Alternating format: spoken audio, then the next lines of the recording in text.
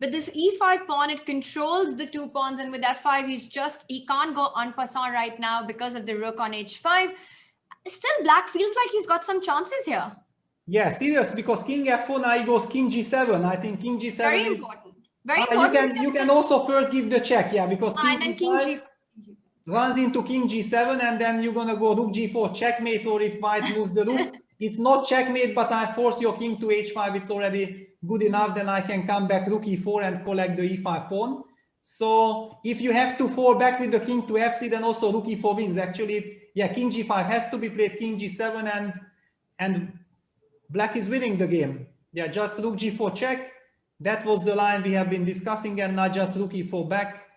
And that's it. Rook e4 back, and then the e5 pawn falls, and white is just not in time to make any play with the king and the rook. Yeah, king g5, but now you just so take rook takes e5, rook a1. Yeah, this is his only idea, rook a1. But it's not enough, because the problem is that rook a7 check, you simply run away with the king f6, king e8, and those are the typical connected pawns which, by mechanism, if you are not checkmating, you can never capture, and black will push like this. Then he will go one further, yeah, and keep on going. Of course, first bringing the king to b8 so that he will not run into any mating issue. This is what we're going to be seeing. It's the winning construction. I mean, there is just, I mean, white is just hopeless. He can only, you know, if black would be pushing too early, then at least white could try to go king e6 and again harass the black king, yeah. But if black just starts, you know, by walking away as far as possible with the king and then pushing, then it's just game over. And white can just never capture on e6 because the f pawn cannot be stopped in the king pawn endgame. So now your idea of black just continuing to push with f4? Yeah, you can already push f4 if you want to be super careful. But okay, king c8 probably white will, no, king e7 I can come up with king, yeah, okay, now it's already, f4 in any case can be pushed, because also white has to watch out. Maybe black will be able to even get the pawn to f3.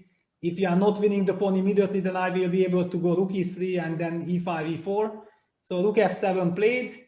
Now black will definitely not push f3.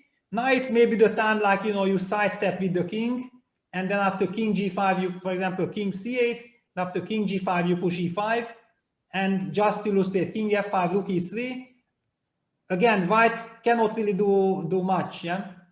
Rook e3 played first. Okay, doesn't matter. It doesn't matter. After king g5, he can always go e5. You have e5, so that's, yeah, you don't want to rush with f3, because then suddenly white has got king to g4. So you don't want to play f3 here.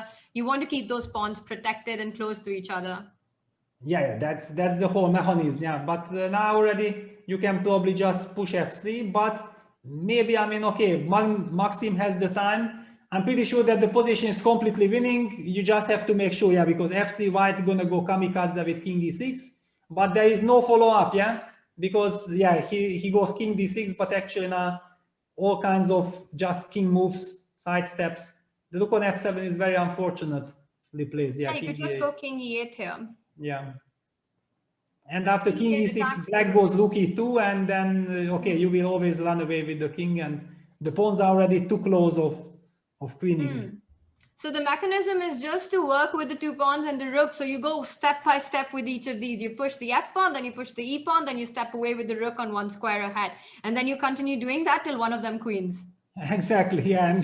And okay, the only thing white can do is try to threaten black's king, but with this rook on e7, actually you'd never have mating threats. So after king f6, black will anyway have one more tempo. And then when you move the rook, then the black king moves, and that's it.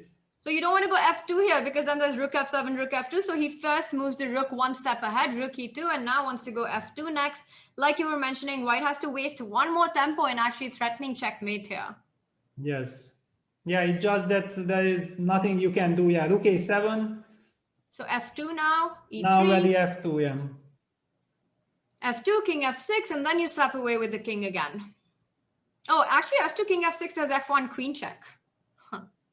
Yeah, now already with so advanced pawns, you are not in any danger of falling into anything. Quite a nice technique there by Maxime in this game. No, of course, yeah, but I mean, it's also kind of beautiful. I think I can speak in everybody's name. You know, when you have this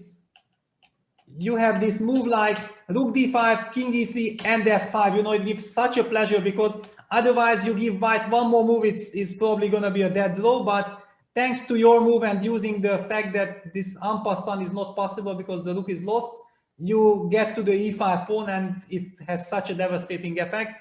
And of course, yeah, there was nothing left for Alexander and to design after f2. So great and big win for Maxime with the black pieces. Great and big win, and another very bloody round we've had with 5 decisive